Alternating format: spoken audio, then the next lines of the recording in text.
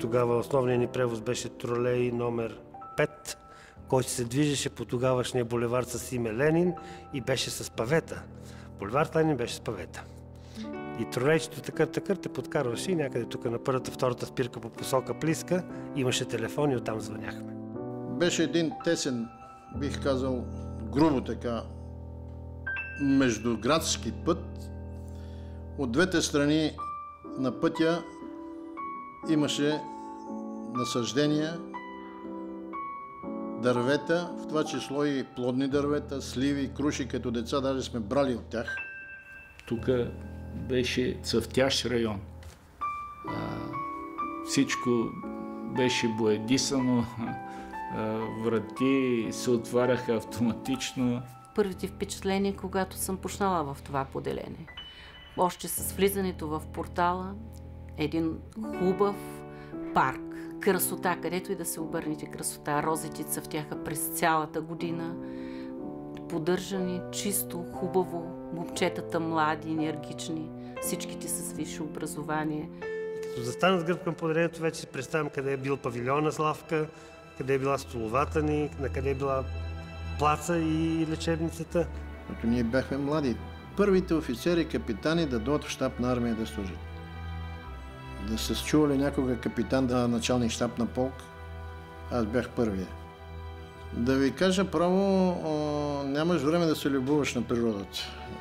Ежедневието е много напрегнато, защото постоянно се готвят занятия, учения, стрелби, кормувания, командно-щабни учения, тактически учения, къде те се застъпват.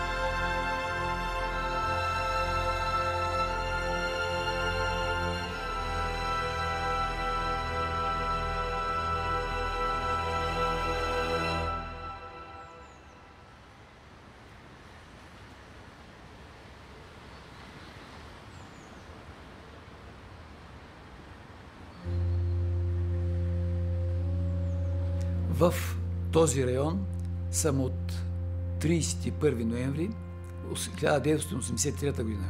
Приоритетите пред армията бяха такива, че тя трябваше да бъде на ниво такова, че с нея да се съобразяват много по-икономически мощни, ако и кажа, и държави, и формирование, и както го каже се правилно ще бъде.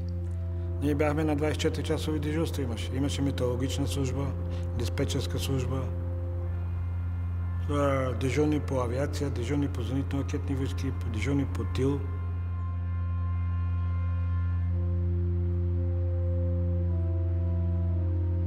На щаба на Първа армия фащаше цялата армия, която почваше от Враца и стигаше долу до Македония. Нали, Благоевград, Кресна, всички тези поделения. Значи първата година, като дойдох в щаба на армията, участвах в 11 командно-щабни учения. Освен това, говоря за щабове на дивизии и бригади, освен това армейско командно-щабно учение и едно фронтово. Направете сметка. За всяко едно учение се подготвяме най-малко 2 седмици в щаба и след това се отива на местността най-малко 1 седмица. През това време колко пъти съм се връщал вкъщи. Оказва се в днешното време, че някои неща са били едва ли не излишни. Повтарям ви, на този етап на нашето на етапа, времето, за което говорим, те бяха необходимост. Но днеска е друго.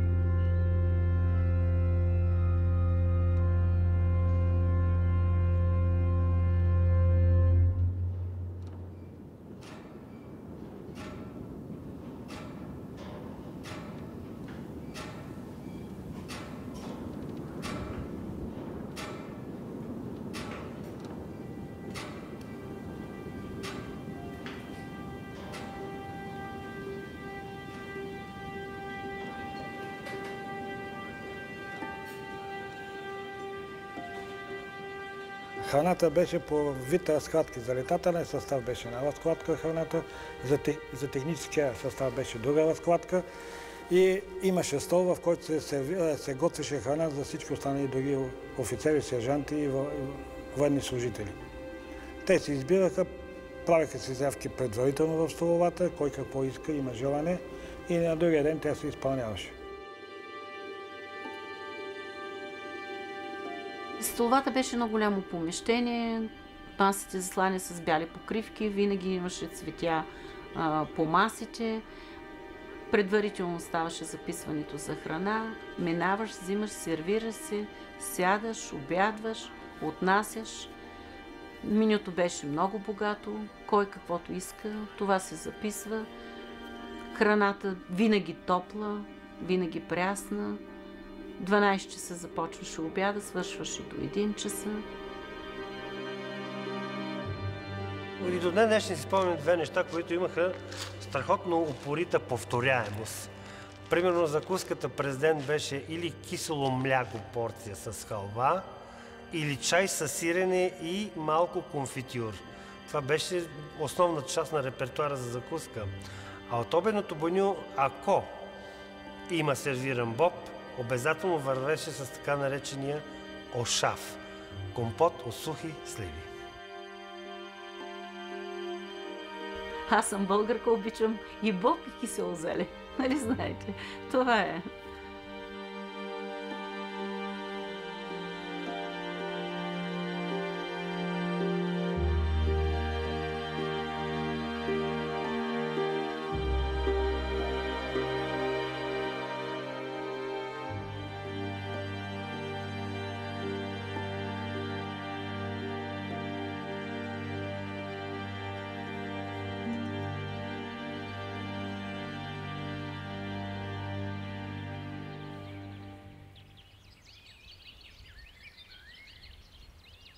Имаше, да ви кажа, уникална организация, примерно в армейския батальон за химическа защита и в съседните поделения за спортно-масовата работа. В 4-ти километър в района беше 68 година армейския шампионат по военен трибой. Военният трибой включва първо стрелба, след това хвърляне на 15 гранати на 40 метра в цел, се събират точки, и след това бягане на 600 метра с препятствия. Пътеката, ако знаете какво е една войскова пътека, ако сте я минавали, първо се бяга 200 метра, след това пътеката с препятствия, първо специално упражнение и още 200 метра след това. Спомням си, че за първото място се бореха ВУС и Втора армия. Втора армия имаше много силен отбор. Водач на отбора беше старши лейтенант Харизанов. Той национален състезател е бил. И ни деляха 5 секунди. Последните 20 метра ги бягам без съзнание. Припадам на финала. Оттам ме занасят в има една там шадраванче, потопяват във водата да ме се вземат. И аз се свистям, викам, колко? С 7 секунди съм го бил, а 5 секунди трябваше да го бия. С 7 секунди съм бил Харизанов. Обаче пак се класирахме на второ място. Защото този, който ръководеше Спартакиадата, 14-та Спартакиада, общоармейска Спартакиада, беше командващия втора армия. И обяви за победители отбора на втора армия.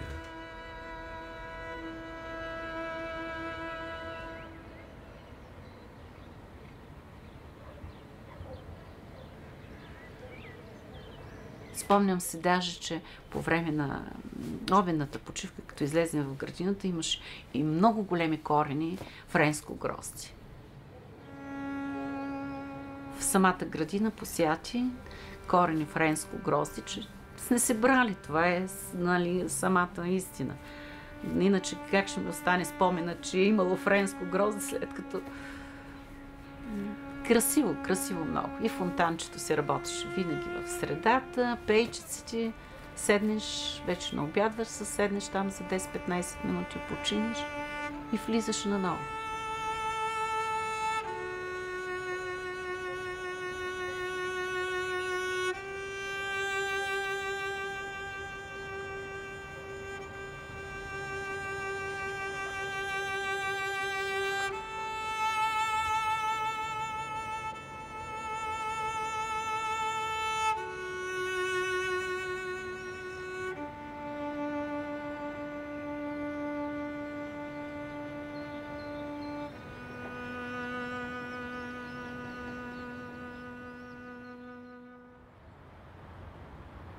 В този район беше един огромен оперативен щаб, който ръководеше голямо количество съединения и части с огромно количество техника и въоръжение, огромно количество личен състав. Работеше изключително в тежки условия. В периода на противоборство на НАТО и Варшавския договор, а в момента този оперативен щаб го няма. Той е ликвидиран и всичко ще бъде съборено.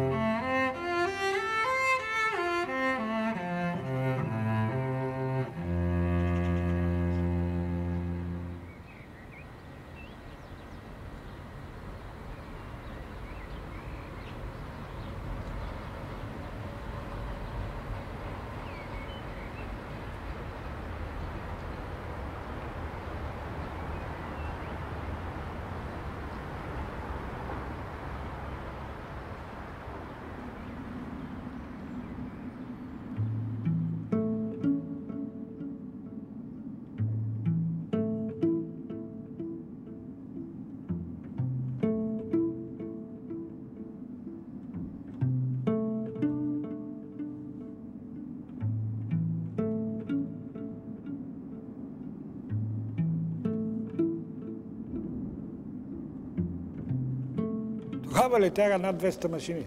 Имаше самолети над 200 броя, над 200 вертолети. Транспортната авиация летеше. Аз съм бил в транспортен полк, където на льота на година беше около 180 часа минимум на летец. Това не са малко часове прекарани във въздуха. А сега правят максимум 10 часа. Трудни моменти е имало много, даже те са били преобладаващи, но хората се справяха. Телекси. Комуникация с телекси. Телеграфни апарати и се предаваше информация с тях. И с телефони ЗАС, за секретяващи телефони, така наречените едно време, както се чува, говореше петолъчки. Личен състав, който подготвя тая техника, който използва тая техника, на това време, по-моему, беше убеден, че трябва да има готовност да я използва. И, уверявам ви, бяха подготвени за всякакви ситуации. Среща ми се пак с познати приятели. Спомени разказва един и разказва другия. Усмихваме се на това, на което сме вярвали, че е правилно, защото сега не сме убедени дали е най-правилното, което сме вършили.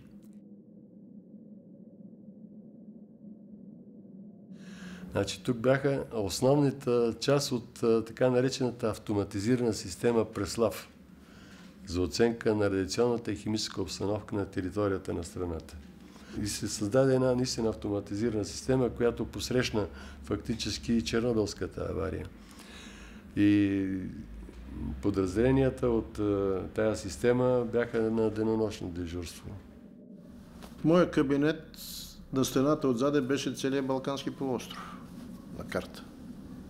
Всички направления, къде, какво, що, емкост и всичко, което предварително ни трябва да го има и което не е секретно, т.е. не е класифицирана информация, защото ако е класифицирана информация, всичко засекретено е в картите.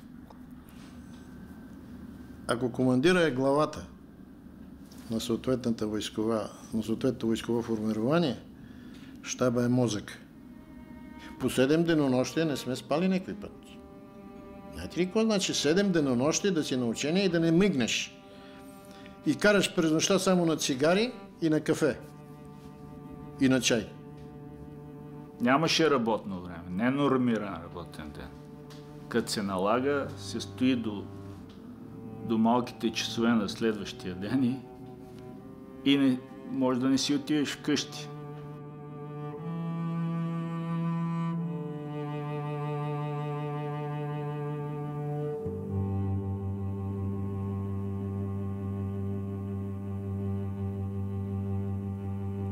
С решение на Централното ръководство на Генералния щаб и Министерство на отбраната беше решено да се ликвидира командване Запад. Аз изпълних тази задача и на 7 януари 2007 година сдадах документите пред командващия сухопътни войски.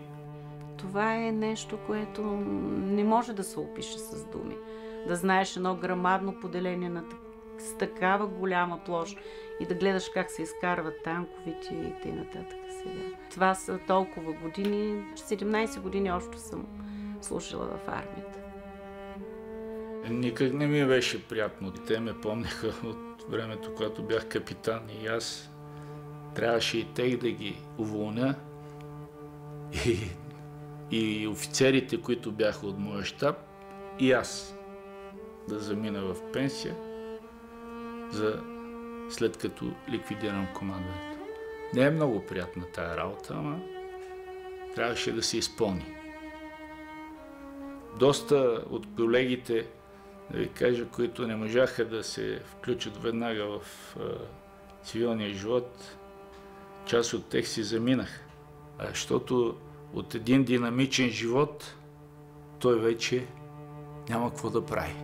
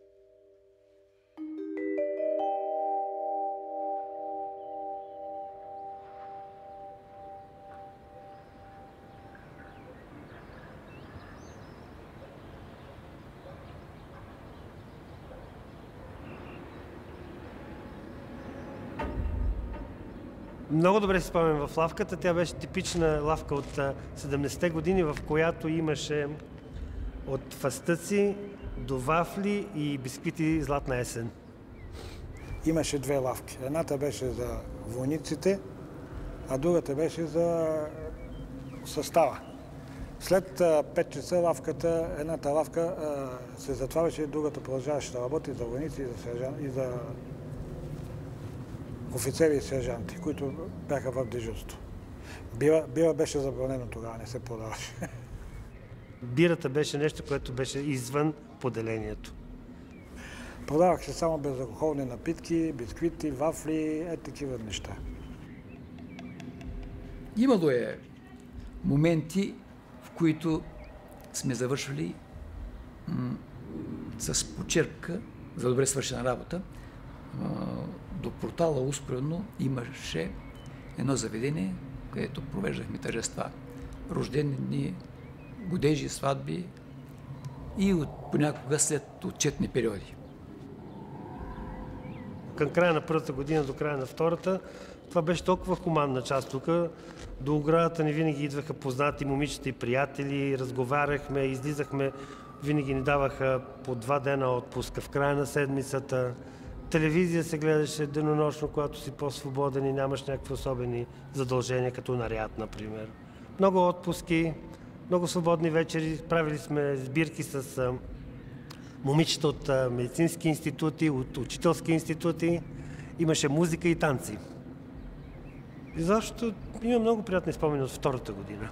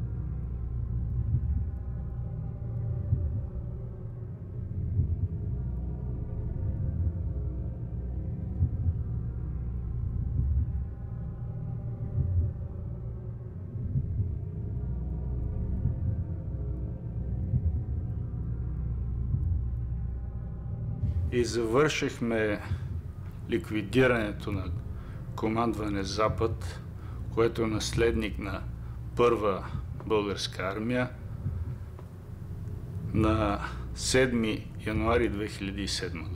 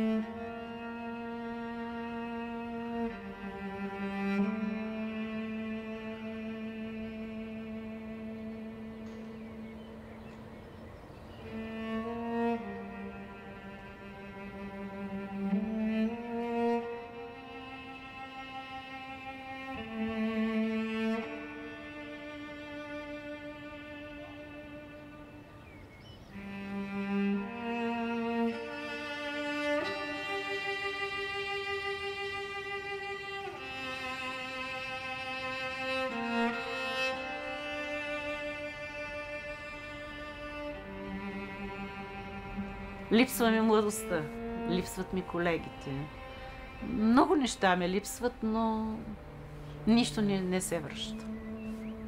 Това е. Вчера е било за вчера, утре ще го има за някой, ама вчера не може да се върне.